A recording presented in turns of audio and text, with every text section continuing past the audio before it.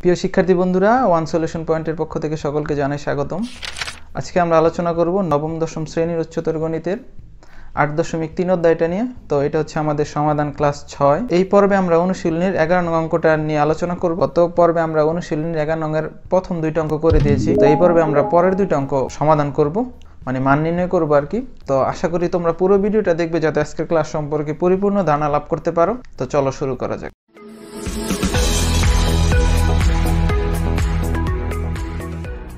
আমাদের 11 নং এ দেয়া আছে এরকম যে প্রদত্ত শর্ত পূরণ করে আলফা এর মান নির্ণয় করো।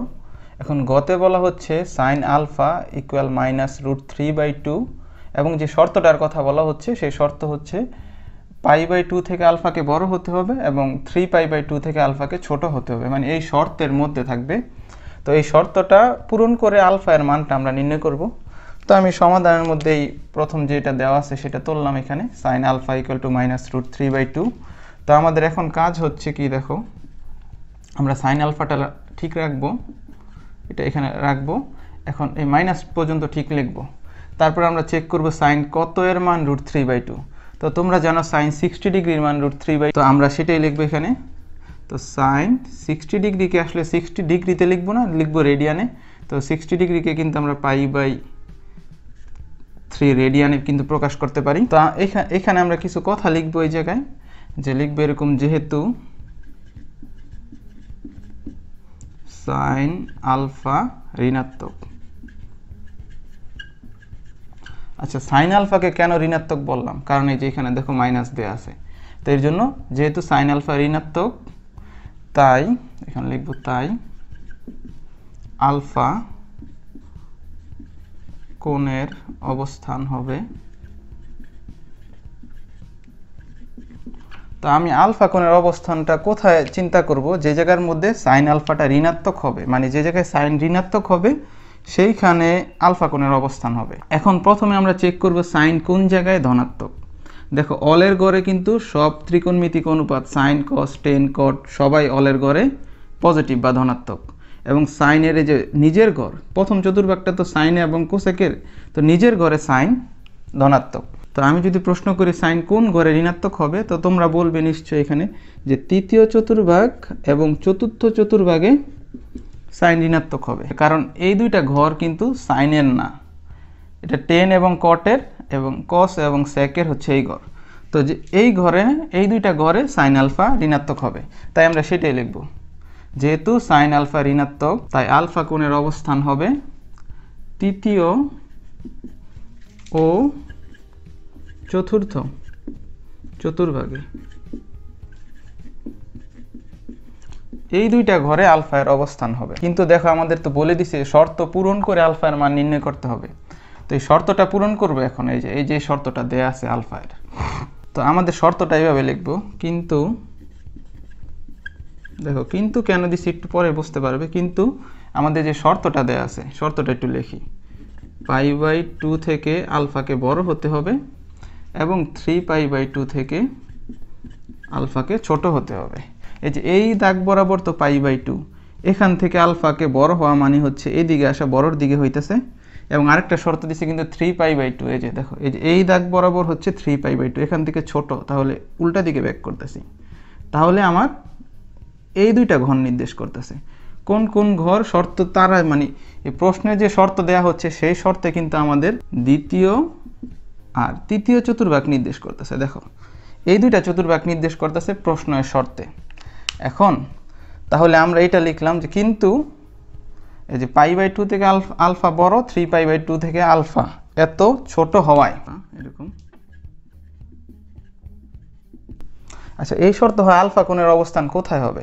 দেখো এইখানে ধনাত্মক, যেটা এই ঋণাত্মকের শর্ত মানে না, আর এই ঘরে হচ্ছে সাইন কিন্তু ঋণাত্মক, এই যে তৃতীয় চতুর্ভাগে, এবং তারাও যে শর্তটা দিছে সেই শর্তের সাথে কিন্তু এই কথাটা মানে, কারণ তারা শর্ত দিছে তৃতীয় চতুর্ভাগে হবে আবার ঋণাত্মকও হবে, এই যে এখানে যে মাইনাসটা দেয়া আছে। তো এই দুইটা শর্ত ফুলফিল করে কিন্তু তৃতীয় চতুর্ভাগ আমার এখানে।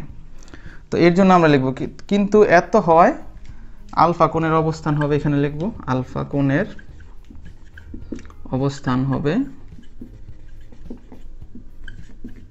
আলফা কোণের অবস্থান হবে শুধু তৃতীয় চতুর্ভাগে। তৃতীয় চতুর্ভাগে। এখন এই কথাটা লিখব। আমরা এখন যে কাজটা করব, এখন এই এতটুকু আগে লিখে রাখবো। এই যে এখন সাইন আলফা পর্যন্ত লিখব। লিখার পর দেখো তৃতীয় চতুর্ভাগে তো সাইন আলফা ঋণাত্মক, ঠিক না? এখন আমি তৃতীয় চতুর্ভাগটা আগে বুঝি, তারপরে অন্য কিছু। তো এই যে তৃতীয় চতুর্ভাগ যে আছে, কোনটাকে আমার কিন্তু এই তৃতীয় চতুর্ভাগেই পড়তে হবে। এই যে এই তৃতীয় চতুর্ভাগে কিন্তু কোনকে পড়তে হবে। তো কোনটা কিন্তু দুইভাবে এই তৃতীয় চতুর্ভাগে পড়তে পারে। এক নাম্বার হচ্ছে, দেখো তো তোমাদের আমি একটা সিস্টেম শিখাই দিই, এইভাবে করলে সবচেয়ে সহজ হবে। সেটা হচ্ছে, দেখো তৃতীয় চতুর্ভাগ কোন কোন অক্ষের আন্ডারে সেটাকে খুঁজে বের করো।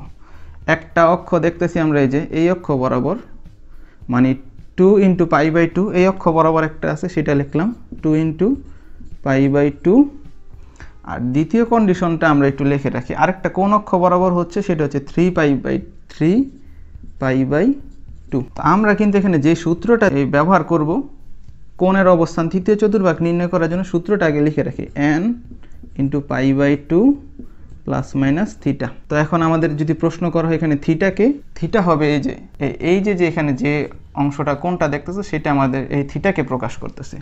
তাহলে থিটা হচ্ছে π/3। তো আমি কিন্তু এখানে বলে রাখি, এই থিটাটার সাথে যে প্লাস মাইনাস দেওয়া আছে, তার মানে তুমি থিটাকে যোগও করতে পারবে আবার বিয়োগও করতে পারবে। তো একটু দেখি আমরা কোন কোন ক্ষেত্রে যোগ এবং বিয়োগ করব। তো দেখো আমরা যদি এই যে এই অক্ষটা নিয়ে চিন্তা করি, দেখো এই যে এখানে এই অক্ষটা মানে 2 × π/2 এই অক্ষ বরাবর থাকলে থিটা যোগ করতে হবে, কারণ এই অক্ষ বরাবর থাকা মানে কিন্তু তৃতীয় চতুর্ভাগে হওয়া না। তো তৃতীয় চতুর্ভাগে হতে হলে কিন্তু নিচের দিকে চলে আসতে হবে, তাহলে কিছু পরিমাণ কোণ তার সাথে যোগ করতে হবে, তাহলে সে তৃতীয় চতুর্ভাগে পড়বে। সে কোণটা কত, সেটা হচ্ছে π/3। এই থিটা কোণটা যোগ করতে পারলে এখানে হয়ে যাবে। আবার কেউ যদি এইভাবে চিন্তা করে যে আমি এই অক্ষটা নিয়ে চিন্তা করব, সেটা হচ্ছে 3π/2, এই অক্ষ বরাবর যখন সে চিন্তা করবে, তাহলে সে তো আর প্লাস দিবে না, প্লাস দিলে তো আবার চতুর্থ চতুর্ভাগ মানে এই ঘরে পড়ে যাবে, তাহলে তাকে পিছন দিকে ব্যাক করতে হবে, তার মানে -π/3 করতে পারি। আমাদের যে তৃতীয় চতুর্ভাগে হলো দুইভাবেই হয়, দুইভাবেই তো আমরা তৃতীয় চতুর্ভাগ প্রকাশ করতে পারি, কিন্তু আমরা কোনটা নিব সেই কোনটাই আমরা সিলেক্ট করব যেখানে আমাদের n জোর, মানে এই π/2 এর আগে যে অংশটা আছে সেটা জোর, এটা হচ্ছে এইটা নিব, বিজোড়টা নিব না আমরা। তাহলে কেন নিব না এটা আবার একটু বলে দিই, যদি নেই তাহলে কিন্তু আমাদের এই আলফার মানটা বের করতে একটু বেজাল হবে। তো সেই জন্য আমরা কি করব, আমরা সাইন আলফা পর্যন্ত লিখব। লেখার পর আমরা যেটা সিলেক্ট করছি সেটা বসাবো তৃতীয় চতুর্ভাগকে প্রকাশ করার জন্য। তখন তৃতীয় চতুর্ভাগে যেহেতু ঋণাত্মক সাইন আলফা, তাহলে এখানে আর মাইনাস দিব না, আমরা তো তৃতীয় চতুর্ভাগের জন্য হিসাব করতেছি, তাই আমাদের এখানে আর ঋণাত্মক চিহ্ন হবে না। তো আমরা সরাসরি শুধু লিখব সাইন। এরপর আমাদের কোনটা কত হবে, আমাদের এই কোনটা সিলেক্ট করব। দেখো 2 × π/2 + π/3 এটা নিব। আচ্ছা এটা নিব। এখন দেখো আমরা যদি এটা বিজোড় নিয়ে করতাম তাহলে এখানে 3 আসতো। তো 3 বিজোড় সংখ্যা থাকলে তোমরা জানো এই অনুপাতটা পরিবর্তন হয়ে যায়। এই যে এখানে আমরা লিখে রাখছিলাম যে n যদি বিজোড় হয়ে যায় তাহলে সাইনটা কিন্তু পরিবর্তন হয়ে cos হয়ে যাবে। তো এখানে cos হবে, এখানে সাইন হবে। তো এর জন্য আমরা এখন এই জোরের শর্তটা নিয়ে করব, যেখানে nটা জোর আমরা সেই শর্তটাই নিব। তাহলে আমরা উপরের শর্তটা দিয়ে অঙ্কটা করব। এখন আমরা এটা নিলাম, এই যে লিখলাম এখানে। এখন আমাদের ইজি হয়ে যাবে। এখন লিখব সাইন আলফা ইকুয়াল, এখন এই 2 কেটে দিলাম, তাহলে লিখতেছি সাইন পাই প্লাস π/3। এটাকে আমি আচ্ছা এই পাশে করি। তো এখন আমাদের লেখা যাচ্ছে এরকম সাইন আলফা ইকুয়াল, এখন লসাগু করে দিব সাইন। দেখো তো এটা লসাগু করলে কত হচ্ছে, এখানে 3π + π। তার মানে এখন আমাদের লেখা যাচ্ছে sine alpha equal to sine 4π/3। এখন এই সাইন উভয় পক্ষতে বাদ দিয়ে দিলে আলফা সমান আসতেছে 4π/3। তো এখানে যদি 2টার বিজোড় হয়ে যেত তাহলে কিন্তু এই যে এই সাইনটা পরিবর্তন হয়ে cos হয়ে যেত। ফলে কি হতো, এই পাশে থাকতো সাইন, এই পাশে থাকতো cos। ফলে একটু আমাদের এই আলফাকে বের করতে একটু ঝামেলা হতো। তাই সরাসরি তোমরা এরকম শর্তই সিলেক্ট করবে যেটার মধ্যে আমাদের n জোড় হয়। তো এটা লিখবে মান, এই যে মান আলফার মানটা বের হয়ে গেল। তো উত্তর লিখে দেবে নির্ণয় মান, এরকম লিখে দেবে নির্ণয় মান। আচ্ছা এখানে লিখবে এই যে এটা আলফা সমান 4π/3। এই অঙ্কটার মধ্যে আমাদের কিন্তু শর্ত পূরণ করে আলফার মান নির্ণয় করব। দেখো এখানে কি দেয়া আছে, cot আলফা ইকুয়াল -1 এবং শর্তটা হচ্ছে পাই থেকে আলফাকে বড় হতে হবে এবং 2π থেকে আলফাকে ছোট হতে হবে। তো এই শর্তটা আমাদের এখানে দেয়া হয়েছে অঙ্কের মধ্যে। তো আমরা সমাধান অংশে এরকম লিখতে পারি, cot আলফা ইকুয়াল -1, এটা লিখলাম। এখন আমাদের প্রথম কাজ হচ্ছে এই যে অংশটা দেয়া আছে এরকম cot আলফা, এটা ঠিক রাখবো, cot আলফা লিখলাম ইকুয়াল টু, এখন মাইনাস পর্যন্ত এখানে ঠিক লিখবো। তারপর এখানে জানবো আমরা cot কত এর মান হচ্ছে 1, cot কত এর মান 1। আমরা যে ত্রিকোণমিতির যে চার্টটা ছিল ওই চার্ট থেকে আমরা কিন্তু জানি cot 45 ডিগ্রির মান 1, তো সেটাই লিখবো এখানে। cot 45 ডিগ্রিকে কিন্তু ডিগ্রিতে লিখবো না, আমরা রেডিয়ানে লিখবো, এর জন্য আমরা লিখবো π/4, এটা লিখবো। এখন আমাদের এখানে দেখো লিখবো এরকম যে যেহেতু cot আলফা ঋণাত্মক, এটা লিখবো যেহেতু cot আলফা ঋণাত্মক। আচ্ছা, cot আলফা কেন ঋণাত্মক হলো? কারণ এই যে সামনে দেখো মাইনাস আছে।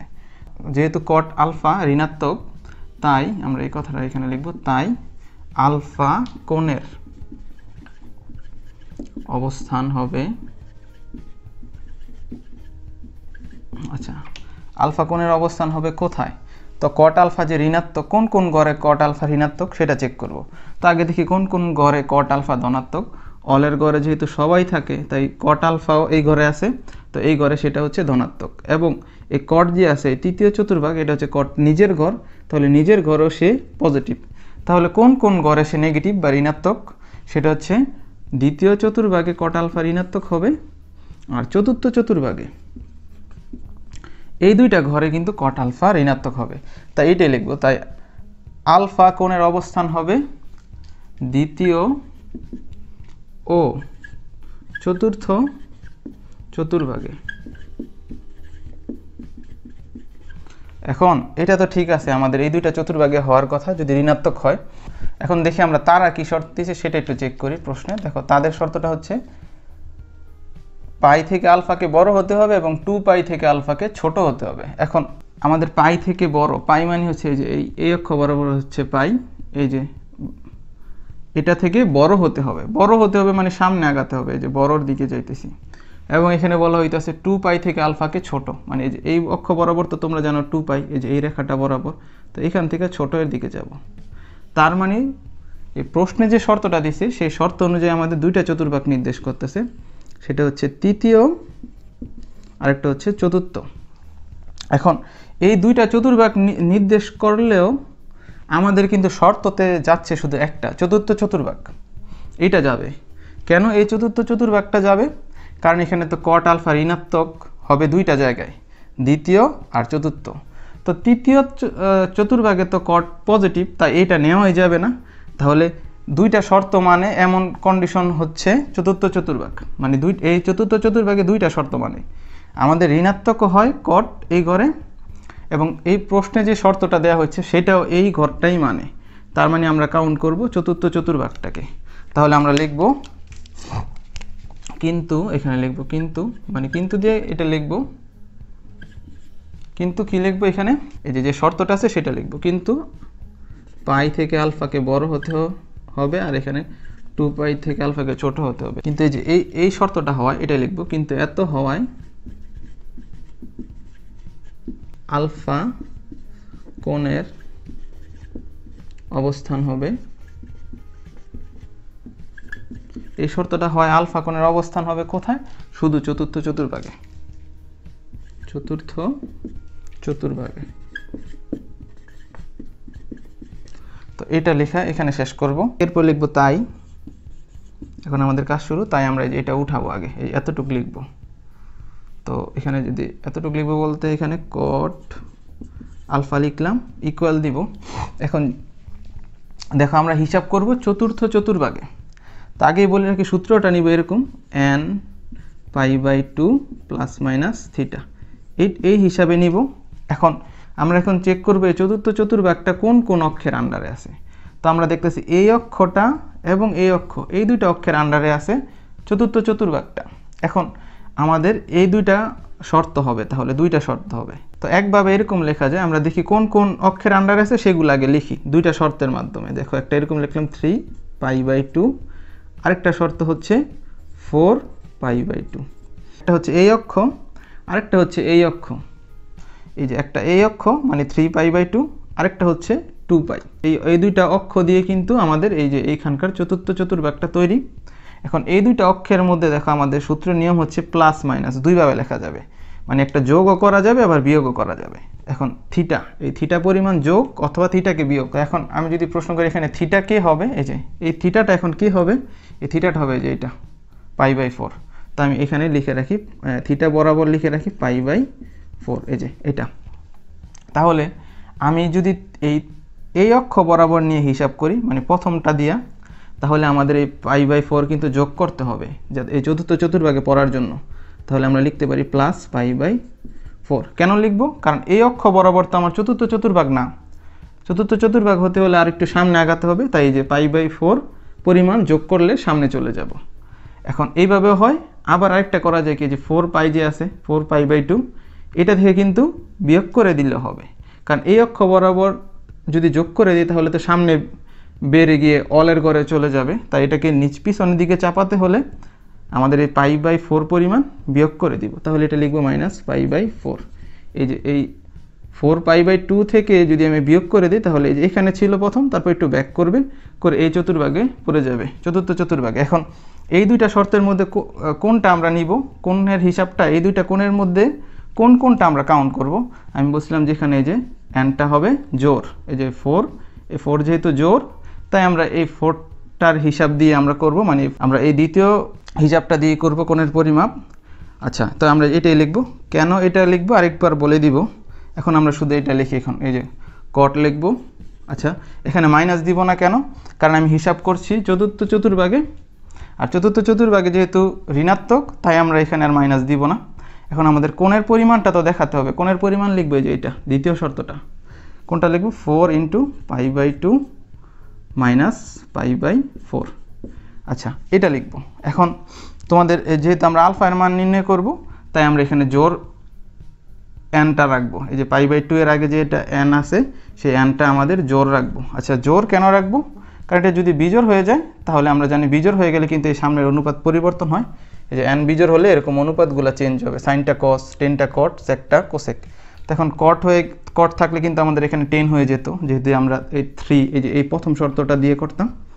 তাই আমরা এখন এই শর্ত দিয়ে করব না, যাতে আমাদের এনটা বিজোড় হয়ে যায় এরকম শর্ত দিয়ে আমরা করব না, আমরা এর জন্য এনটা জোর নিব। তাহলে আমাদের কি হচ্ছে দেখো, এই কট আলফা লিখলাম আর এখানে লিখব কট। এখন এই 2 দিয়ে 4কে কাটলে কিন্তু 2π -π/4 হচ্ছে। এখন আমরা যদি এখান থেকে একটু ক্যালকুলেশন করে নিই, কট আলফা ইকুয়াল টু কট, এখন আমরা এই যে এটা লসাগু করে দিব 4, তাহলে এখানে হবে 8π - π। এখন আমরা এই পাশে লিখতে পারি এরকম কট এই যে আলফা ইকুয়াল কট, এখন বিয়োগ করে দিলে হয়ে যাচ্ছে 8টা পাই থেকে একটা পাই চলে গেলে থেকে 7π/4। তাহলে এই কট উভয় পক্ষতে যদি বাদ দিয়ে দিই তাহলে আলফা সমান হবে 7π/4, এটা নিব।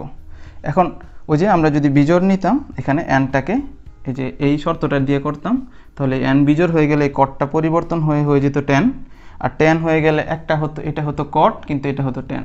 তাহলে উভয় পক্ষতেই সুন্দর মতো এরকমভাবে বাদ দিতে পারতাম না আমরা, ফলে আমাদের আলফা এর মানটা বের করতে একটু ভেজাল হতো। তো এইভাবে আমরা করে দিব, জোরগুলা নিয়ে কাউন্ট করে আমরা হিসাবটা করে দিব, তাহলে আমাদের খুব তাড়াতাড়ি রেজাল্ট আসবে। তো এই আলফার মান হচ্ছে এটা, তো আমাদের এটা লিখবো নির্ণেয় মান, এই তো আলফা সমান 7π/4, এটা হচ্ছে আমাদের অ্যান্সার। তো আশা করি আজকের ক্লাসটি তোমরা উপভোগ করেছো।